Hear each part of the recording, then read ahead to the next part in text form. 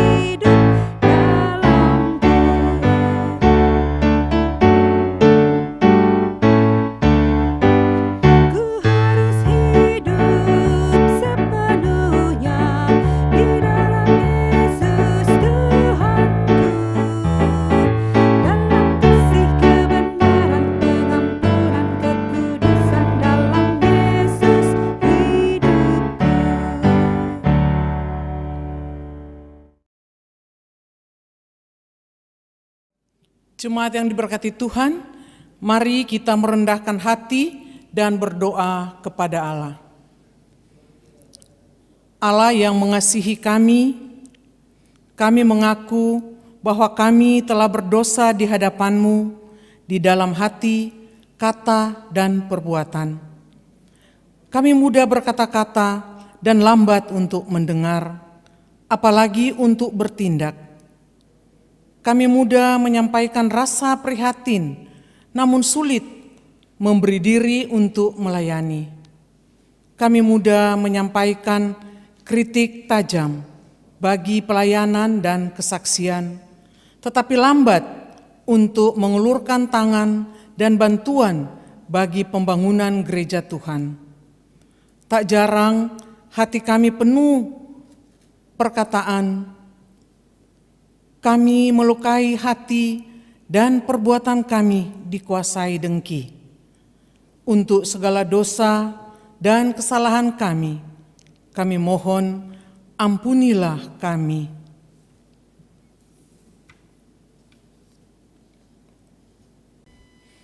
Allah yang mengasihi kami mengaku bahwa kami telah berdosa di hadapan-Mu. Kami tidak sungguh-sungguh mengasihi sesama kami. Kami hanya memenuhi kepentingan diri dan memuaskan kehendak kami. Kami memperkaya diri, namun lupa untuk hadir memberkati. Kami sibuk membangun kemegahan gedung gereja yang tinggi, namun lupa untuk membangun pribadi-pribadi berpotensi. Kami memusatkan pembangunan jemaat di kota-kota besar, namun lupa pada mereka yang ada di wilayah-wilayah pelayanan dan kesaksian. Untuk kegagalan kami, untuk mengasihi sesama kami mohon ampunilah kami.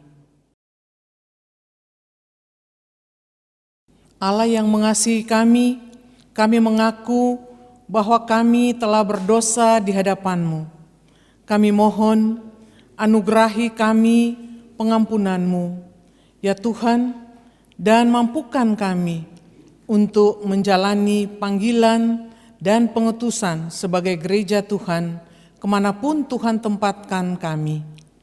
Ingatkan kami untuk senantiasa hidup dalam damai-Mu dan menghadirkan damai-Mu dalam diri kami. Dalam nama Tuhan Yesus Kristus, Juru Selamat dan Penebus kami, ampunilah kami. Amin.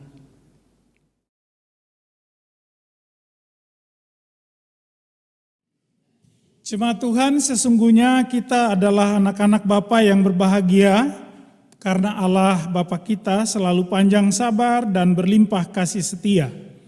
Dalam kasih setianya yang meluap-luap, Ia tidak memperhitungkan salah dan dosa kita. Sebaliknya, Ia selalu mengampuni. Daud mengungkapkan kebahagiaannya karena pengampunan Allah dengan mengatakan, "Berbahagialah orang yang diampuni pelanggarannya, yang dosanya ditutupi. Berbahagialah manusia yang kesalahannya tidak diperhitungkan Tuhan, dan yang tidak berjiwa penipu." Kiranya dalam kebahagiaan kita yang meluap dengan syukur, kita mengerjakan apa yang berkenan kepada Allah Bapa kita, seperti firman Tuhan yang mengatakan, "Bertolong-tolonganlah menanggung bebanmu, demikianlah kamu memenuhi hukum Kristus. Sebab kalau seorang menyangka bahwa ia berarti, padahal ia sama sekali tidak berarti, ia menipu dirinya sendiri. Janganlah kita jemu-jemu berbuat baik, karena apabila sudah datang waktunya, kita akan menuai jika kita tidak menjadi lemah. Karena itu nyatakanlah senantiasa syukur kita kepada Tuhan, sebab kebaikan dan kasih setianya atas kita untuk selama-lamanya. Amin.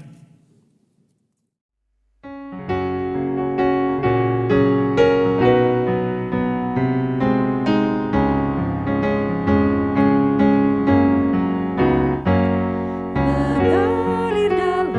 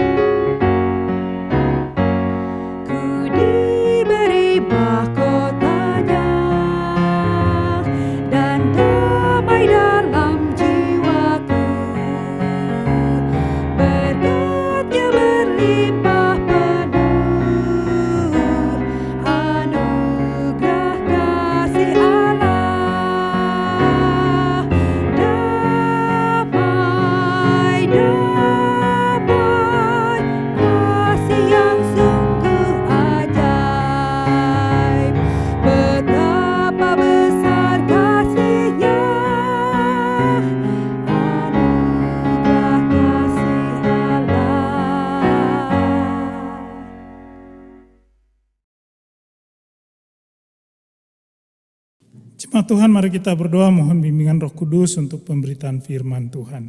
Kita berdoa. Bapa kami di sorga, kami mohon kepadamu, karuniakanlah kepada kami roh dan hikmat-Mu, karena kami akan membaca dan merenungkan firman-Mu. Meteraikanlah di dalam hati dan perbuatan kami, supaya kami memuliakan Tuhan dalam hidup beriman kami. Demi Kristus kami berdoa.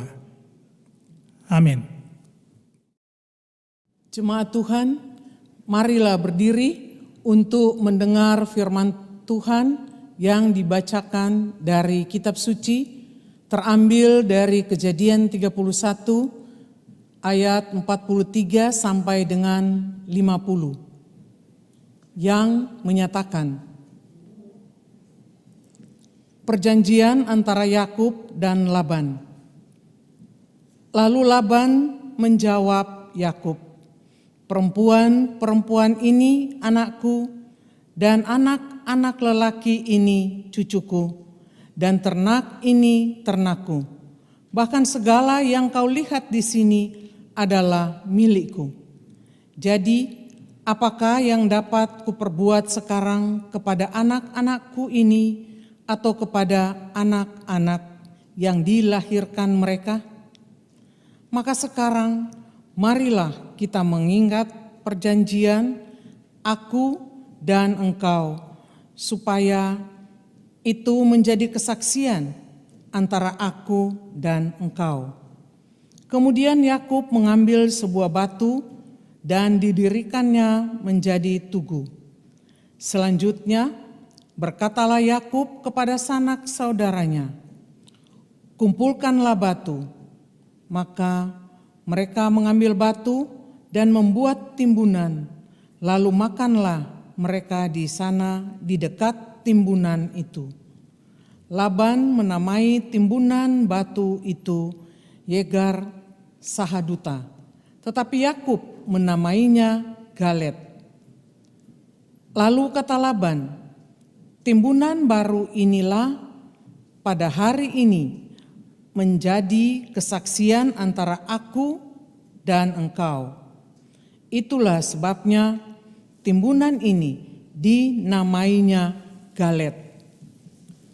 Dan juga Mispa, sebab katanya, Tuhan kiranya berjaga-jaga antara aku dan engkau apabila kita berjauhan. Jika engkau mengabaikan anak-anakku, dan jika engkau mengambil istri lain di samping anak-anakku itu, ingatlah, walaupun tidak ada orang dekat kita, Allah juga yang menjadi saksi antara aku dan engkau. Demikianlah pembacaan Alkitab.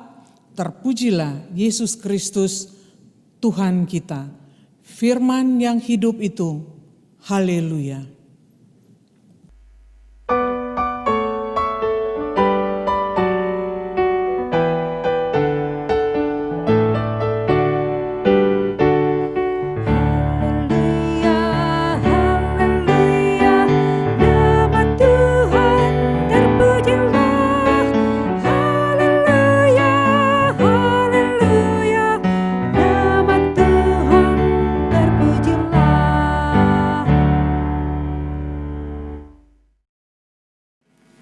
Jemaat yang dikasihi Tuhan, pembacaan kita dari Kejadian pasal 31 ayat 43 sampai ayat yang ke-50 akan kita renungkan dengan tema penipu akan kena tipu. Jadi jangan suka tipu-tipu, apalagi kalau tipu Tuhan. Kita tahu kisah tentang Yakub.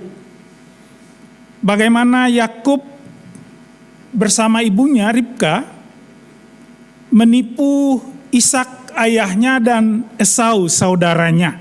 Kita ingat betul cerita itu. Lewat kisah penipuan yang dilakukan oleh Ribka dan Yakub, maka berkat yang merupakan hak anak sulung menjadi milik Yakub, karena Yakub diberkati oleh Ishak sebagai anak sulungnya. Dan karena itu lalu Esau memusuhi Yakub, dan Yakub takut kepada Esau. Kita juga tahu, Bapak Ibu dan saudara-saudara, bahwa semakin bencilah atau tidak sukalah Esau kepada Yakub karena dia mendengar Ishak berkata kepada Yakub supaya pergi ke Haran, ke kampung orang tuanya, keluarga dari Ribka, untuk mencari jodoh di sana. Yakub diminta untuk tidak kawin atau tidak menikah dengan perempuan Kanaan. Dan bagi Esau, pernyataan itu berarti Yakub sudah berhasil mengajak ayahnya Ishak untuk tidak suka kepada istri Esau. Karena ternyata istri Esau adalah wanita Kanaan. Maka makin bencilah Esau kepada Yakub yang disebut penipu itu. Kemudian Bapak Ibu dan Saudara, berangkatlah Yakub ke Haran, ke keluarga dari Ribka ibunya. Lalu di sana dia berjumpa dengan seorang perempuan cantik yang membuat dia jatuh cinta, namanya Rahel. Dan ternyata Rahel ini adalah anak dari pamannya yang bernama Laban. Lalu singkat cerita, Yakub diterima masuk bekerja di rumah pamannya. Dan setelah dia menyampaikan maksudnya bahwa dia disuruh pulang ke kampung ibunya, ke daerah ibunya di Haran, untuk mencari istri dari keluarga dari kampung ibunya, maka Laban mendukung Yakub. Lalu Yakub mengutarakan niatnya bahwa dia ingin menikahi Rahel. Dan Laban bilang untuk menikah dengan Rahel maka harus ada upah yang dibayar. Upahnya adalah bekerja selama 7 tahun sebagai penggembala, penjaga ternak dari Laban. Dan Yakub melakukannya sampai 7 tahun.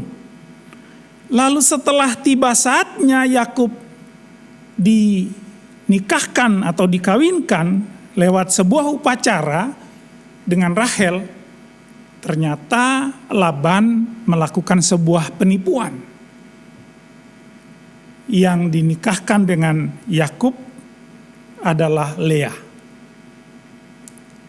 Yakub protes setelah Yakub tahu bahwa perempuan yang dinikahkan itu, yang dinikahkan Laban kepada Yakub itu bukan Rahel sebagaimana keinginannya.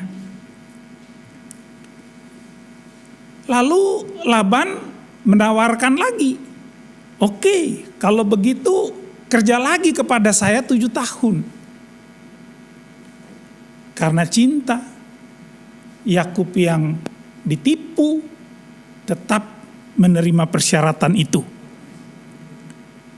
Maka 7 tahun lagi Yakub harus bekerja. Bapak, Ibu, dan saudara-saudara yang dikasihi Tuhan Yesus Kristus. Dulu Yakub menipu ayah dan saudaranya, kini dia yang kena tipu. Jadi si penipu tertipu. Yakub menipu ayahnya, kini Yakub ditipu oleh pamannya.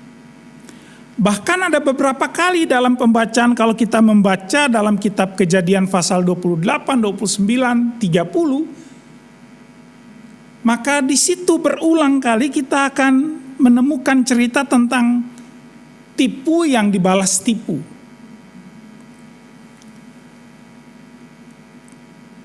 Termasuk ketika Laban mengubah berkali-kali persyaratannya untuk Yakub.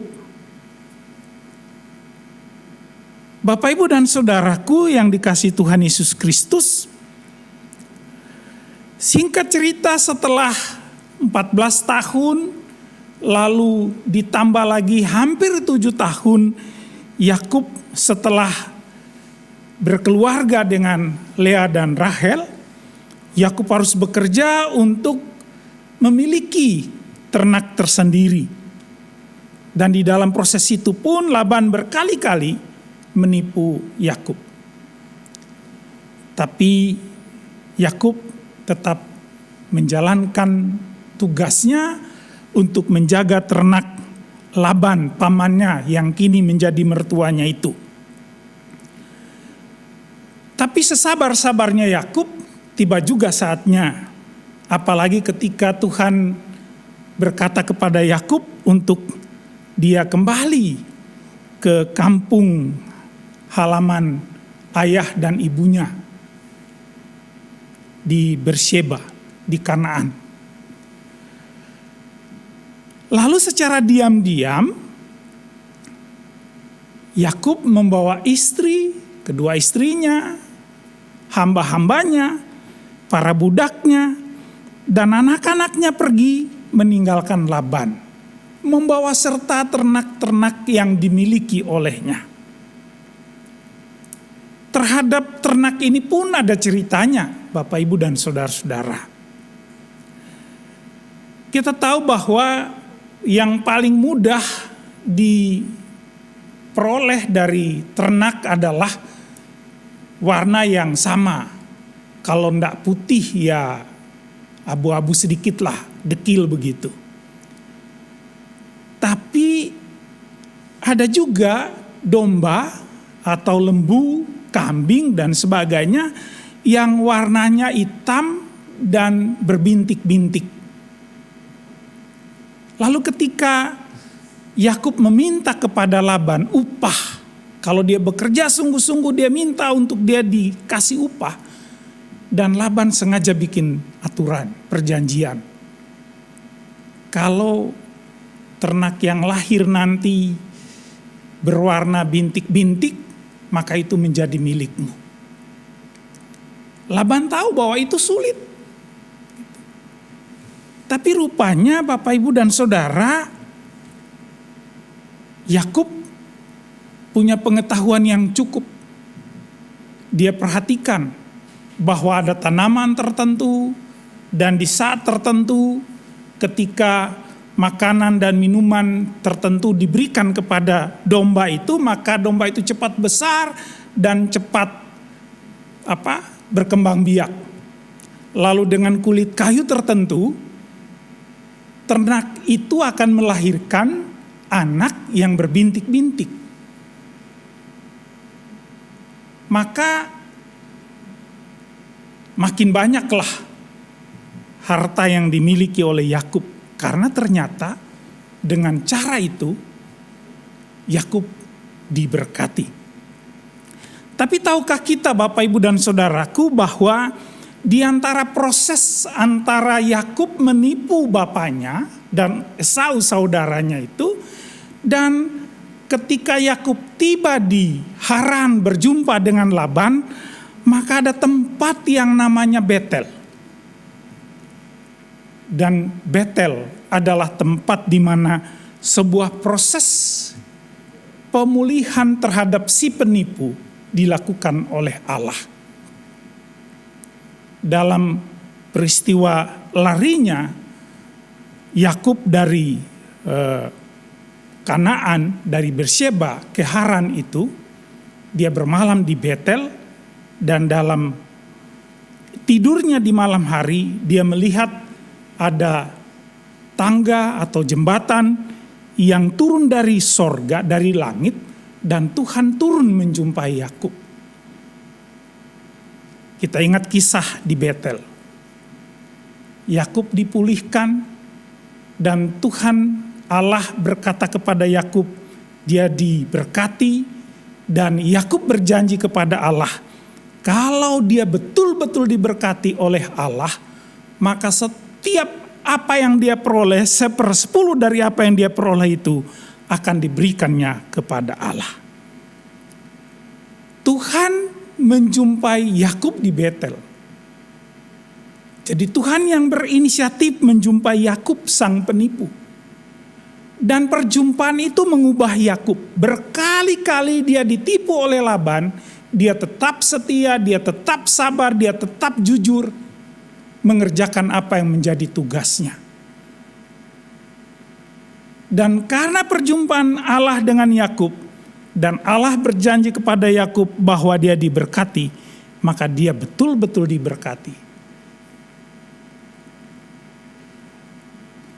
Lalu ketika Yakub melarikan diri dengan istri, kedua istrinya, hamba-hambanya, anak-anaknya, dan ketika itu diketahui oleh Laban, lalu Laban mengejarnya, dan kemudian berjumpa dengan atau mengejar dan mendapatkan mereka di Gilead. Di situ mereka mengikat perjanjian. Saudaraku, dalam pembacaan kita dikatakan perjanjian itu dilakukan oleh Laban dan Yakub dengan mendirikan tugu dari batu. Dalam perjanjian itu Yakub berjanji sesuai permintaan Laban bahwa Yakub harus menjadi suami yang baik bagi istrinya dan tidak mengambil perempuan lain untuk menjadi istrinya. Artinya setia terhadap perkawinannya dengan Lea dan Rahel. Dan Yakub berjanji untuk menjadi ayah yang baik kepada anak-anaknya yang adalah cucu-cucu Laban. Dan Yakub meminta kepada Laban untuk berjanji bahwa Laban tidak akan merencanakan dan melakukan yang licik atau yang jahat kepada Yakub. Dan menariknya Bapak Ibu dan Saudara, perjanjian itu dilakukan oleh Yakub dan Laban dengan menyertakan Allah sebagai saksi. Batu yang didirikan sebagai tugu cuma alat. Tapi Yakub benar-benar meyakini bahwa Allah yang hadir sebagai pihak ketiga, sebagai saksi, adalah Allah yang selalu ada dalam setiap bagian dari perjalanan hidup Yakub. Yakub meyakini bahwa dalam perjanjian itu ada pihak ketiga, dan pihak ketiga itu adalah Allah yang punya peran yang sangat sentral, terutama dalam pengalaman hidup di masa-masa ketika dia ada di rumah pamannya. Bahkan dia meyakini bahwa pihak ketiga itu, yaitu Allah, adalah Allah yang selalu menyertai Yakub dan keturunannya di waktu-waktu yang akan datang. Saudaraku, kembali lagi ke perjumpaan di Betel ketika Tuhan berjumpa dengan Yakub. Perjumpaan Tuhan dengan Yakub itu telah mengubah Yakub. Maka lihatlah, hampir 20 tahun Yakub berada di rumah Laban, dan berkali-kali Laban menipunya soal perkawinannya dengan Rahel, dan ditipu oleh Laban dengan memberikan Lea. Soal ternak yang mau diliciki oleh Laban, Tuhan menolong atau Tuhan berpihak kepada Yakub. Maka Yakub meyakini dalam perjanjian yang dia ikat dengan Laban, di dalamnya ada keterlibatan Allah. Allah akan memberkati Yakub dan tahun-tahun kehidupannya bersama anak cucunya. Kita tahu Bapak Ibu Saudara, dari seorang penipu yang dipulihkan oleh Allah, dan dari perkawinan yang diliciki oleh mertuanya, lahirlah 13 orang anak, 12 anak laki-laki dan seorang anak perempuan yang bernama Dina. Dan dari 12 anak itu kemudian muncullah sebuah entitas baru. Bukan saja sebuah suku bangsa baru, tetapi sebuah umat yang tunduk kepada Allah, yaitu Israel. Yakub percaya bahwa Allah selalu menyertakan dirinya di dalam setiap gerak kehidupan Yakub. Karena itu dia berubah dan dia berjanji untuk setia. Saudaraku, gereja yang terpanggil untuk melaksanakan misi pelayanan dan kesaksian bukan sekedar sedang memenuhi aturan-aturan lembaga. Dalam hal ini jika kita bicara tentang gereja kita, gereja Protestan di Indonesia bagian Barat, semua unsur pelayanan yang ada, baik pendeta, penatua, diaken, dan seluruh jemaat, bukan sekedar sedang melaksanakan aturan-aturan lembaga yang diprogramkan oleh gereja Tuhan. Dan terutama di bulan ini ketika kita sedang berada dalam bulan Pelkes. Tetapi di dalamnya kita percaya bahwa ada tanggung jawab iman karena meyakini keterlibatan Allah di dalam komitmen kita. Seperti Yakub yang di dalam pengalaman hidupnya dari seorang yang dimusuhi karena menipu saudara dan ayahnya, dia dipulihkan, dia diangkat. Walaupun berkali-kali kemudian dia mengalami proses panjang di dalamnya, dia ditipu berkali-kali oleh pamannya. Tapi dia meyakini Tuhan menyertai dia, maka dia mengalami perubahan menjadi setia, memenuhi apa komitmennya bagi Allahnya. Ingat di Betel, Yakub berkata kepada Allah, "Aku diberkati, maka setiap bagian yang kuperoleh 1/10 adalah milik Tuhan." Dan dia melakukannya. Dia menjadi bangsa yang besar, menjadi identitas baru. Dari Yakub menjadi bangsa besar yang menguasai sejarah hingga sekarang. Gereja harusnya bercermin dari kisah ini untuk tidak main-main terhadap komitmen melayani Tuhan. Karena pelayanan itu bukan sekedar sebuah program yang bisa dievaluasi tiap 3 bulan, 6 bulan, 1 tahun dan seterusnya. Tapi di dalamnya ada keterlibatan Allah yang sudah memberkati kita dan memberkati gereja Tuhan. Karena itu gereja yang mengabaikan panggilan pengutusannya untuk turut melaksanakan kegiatan-kegiatan pelayanan dan kesaksian, bahkan diakonia gereja, adalah persekutuan yang memungkiri imannya bahwa Allah selalu terlibat dalam kehidupan pribadi orang-orang beriman dan persekutuan umat Allah itu. Sekali lagi, gereja yang mengabaikan pelaksanaan tanggung jawabnya untuk memberikan kesaksian, pelayanan dan kesaksiannya dan melayani dalam bentuk diakonia gereja adalah gereja yang memungkiri, yang menyangkal peran berkat Allah di dalam kehidupan pribadinya dan persekutuannya. Kita tahu Yakub yang mengalami perubahan pun karena diberkati oleh Allah sekalipun, dia mengalami bagaimana dia dikecewakan, tapi dia tahu dia harus berubah. Dia menjadi setia. Terbukti bahwa walaupun ia harus mengalami berbagai tantangan dan kesulitan di rumah Laban dan dalam perjalanan pelariannya, Tuhan membuat Yakub dikenal. Tuhan memberkati Yakub, anak cucunya, hingga kini. Gereja yang meyakini keterlibatan Allah dan berjanji untuk menjadi alat dalam tangan Allah yang menjadi berkat di tengah-tengah masyarakat harus tidak boleh menghindari tanggung jawab itu. Sebab menghindari tanggung jawab itu adalah seperti Yakub yang menipu. Jangan menjadi penipu, sebab penipu akan tertipu.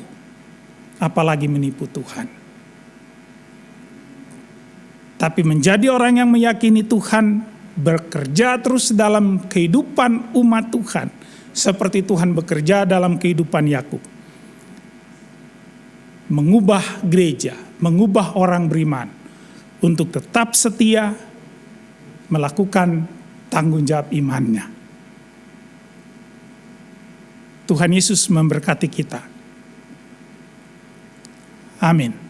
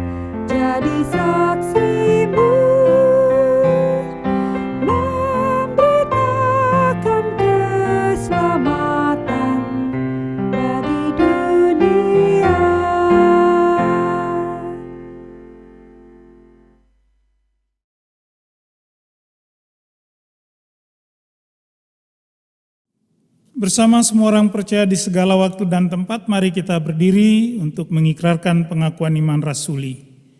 Dengan hati dan mulut masing-masing kita berkata, Aku percaya kepada Allah, Bapa yang Maha Kuasa, Khalik langit dan bumi, dan kepada Yesus Kristus, anaknya yang tunggal Tuhan kita, yang dikandung daripada Roh Kudus, lahir dari anak darah Maria, yang menderita sengsara di bawah pemerintahan Pontius Pilatus, disalibkan, mati dan dikuburkan, turun ke dalam kerajaan maut. Pada hari yang ketiga, bangkit pula dari antara orang mati, naik ke sorga, duduk di sebelah kanan Allah, Bapa yang Maha Kuasa, dan akan datang dari sana untuk menghakimi orang yang hidup dan yang mati. Aku percaya kepada Roh Kudus, gereja yang kudus dan am, persekutuan orang kudus, pengampunan dosa, kebangkitan daging, dan hidup yang kekal. Jemaat silakan duduk.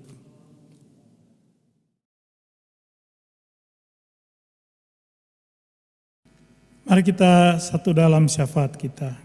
Kita berdoa.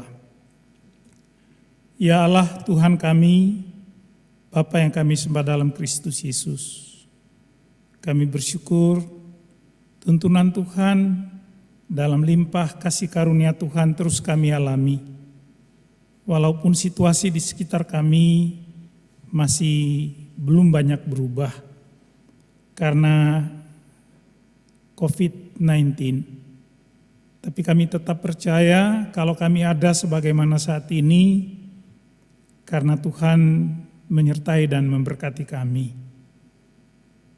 Dan kepadamu kami yang datang saat ini memohon Allah pencipta dan pemelihara yang telah menebus dan menuntun kami hingga di hari ini.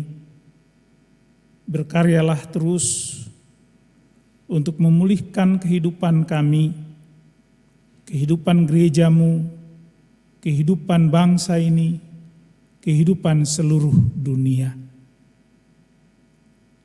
Kami rindu pulihnya keadaan kami, walaupun dengan pulihnya situasi itu, bukan berarti semuanya akan kembali seperti sedia kala. Tapi kami pun meyakini kasih dan pertolongan Tuhan memampukan kami untuk beradaptasi dengan perubahan yang terjadi. Di tengah-tengah berbagai kesulitan yang muncul, kami berdoa Tuhan mampukan kami untuk terus bertahan, melewati hari-hari berat, tetap dengan kekuatan iman dan pengharapan hanya kepadamu. Dengan berjalan terus menapaki hari-hari hidup kami, kalaupun ada banyak saudara kami dan sesama kami yang masih dirawat di rumah-rumah sakit, tempat-tempat isolasi, atau mungkin di rumah, kami mempercayakan mereka di dalam tangan kasih Tuhan yang dapat memulihkan. Kami juga memohon Tuhan hindarkanlah kami semua dari kemungkinan-kemungkinan untuk tertular COVID-19 ini. Berkati para dokter dan tenaga-tenaga kesehatan, mereka yang memberi waktu dan perhatian di rumah sakit, para tenaga sukarelawan, Tuhan berkati mereka, berkati keluarga mereka, agar di dalam berkat Tuhan ada perlindungan, mereka tetap sehat, kuat, dan mampu melaksanakan tanggung jawab mereka. Dan banyak orang yang mengalami pemulihan dalam kasih dan anugerah-Mu. Kami berdoa ya Tuhan, gereja Tuhan di mana kami ada, Tuhan pelihara kami semua umat-Mu, jemaat yang ada di GPIB Kelapa Gading, dari orang-orang tua kami yang sudah lanjut usia sampai kepada anak-anak yang masih kecil. Kami semua rindu perlindungan Tuhan kami alami terus, agar perlindungan Tuhan itulah yang menjauhkan kami dari sakit penyakit, bahkan kematian.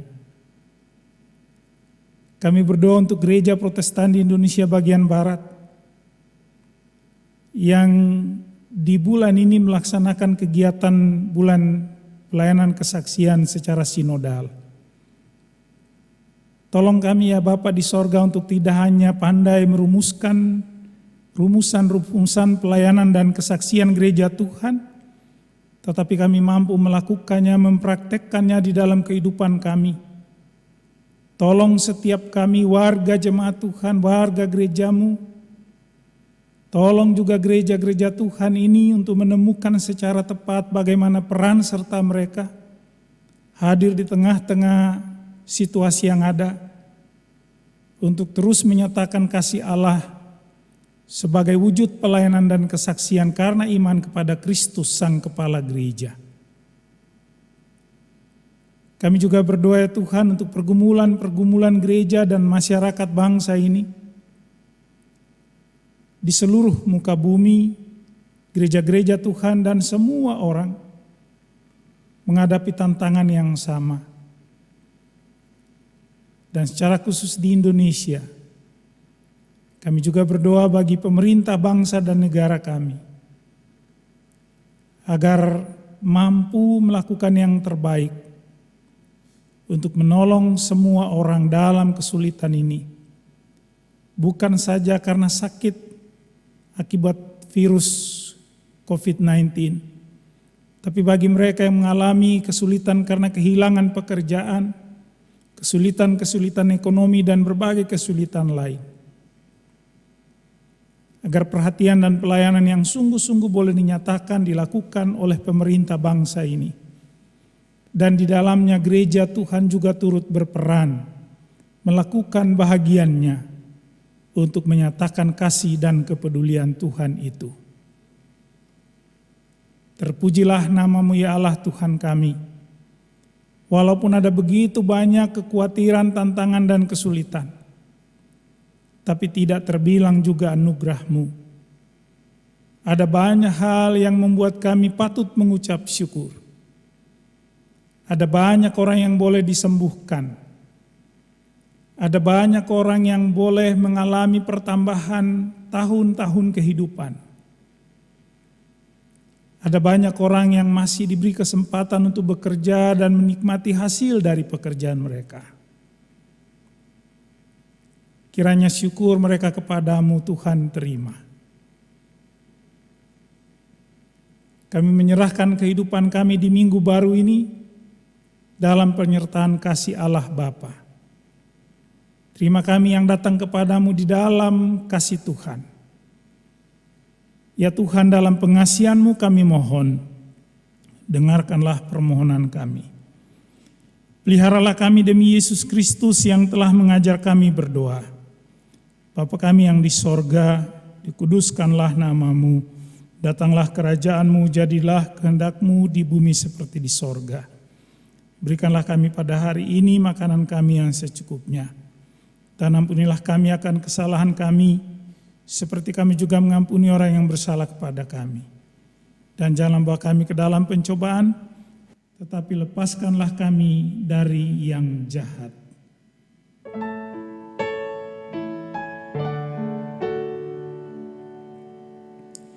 Karena Engkaulah yang mempunyai kerajaan dan kuasa dan kemuliaan sampai selama-lamanya. Amin.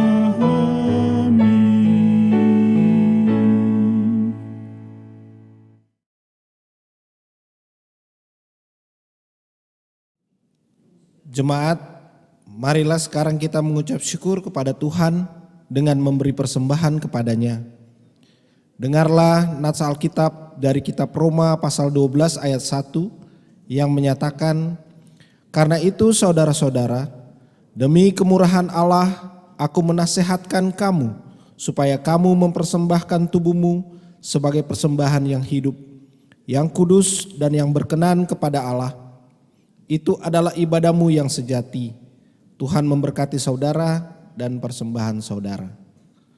Marilah sekarang kita menyanyi dari Kidung Jemaat 365B, bait 1, 2, 3, dan 6, Tuhan ambil hidupku.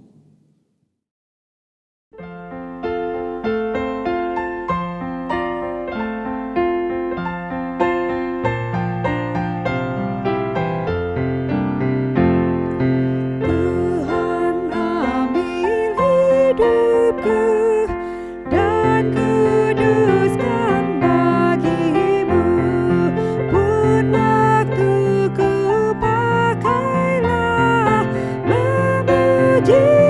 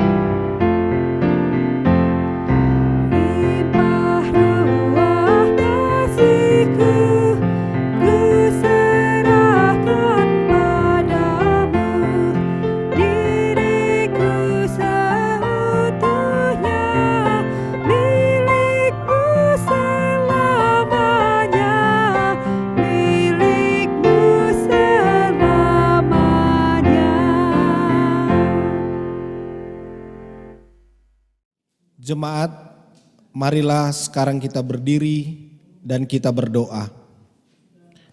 Allah yang penuh kasih, oleh anugerah-Mu kami telah menerima segala yang baik dalam hidup kami. Kalau saat ini kami membawa persembahan kami, sesungguhnya hanyalah ungkapan syukur dan seharusnya adalah pengakuan kami bahwa seluruh hidup kami dan apa yang kami miliki adalah milik-Mu yang Kau berikan kepada kami. Kiranya Tuhan berkenan menerima apa yang kami persembahkan saat ini, bahkan hati dan hidup kami, dan layakanlah untuk menjadi berkat yang berguna bagi pelayanan gereja-Mu di tengah dunia. Amin.